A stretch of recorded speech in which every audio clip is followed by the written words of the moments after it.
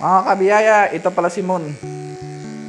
Yung benefits ng summer cat, sir, maiwasan po yung heat stroke na tinatawag. Tapos, maiwasan din po yung magkakaroon siya ng karapata. Tulad nito, yan, manipis na. Makikita natin po. Hindi tulad po pag malago, hindi natin mapapansin kung may karapata yung aso natin. Komportable yung aso sa ganitong gupit.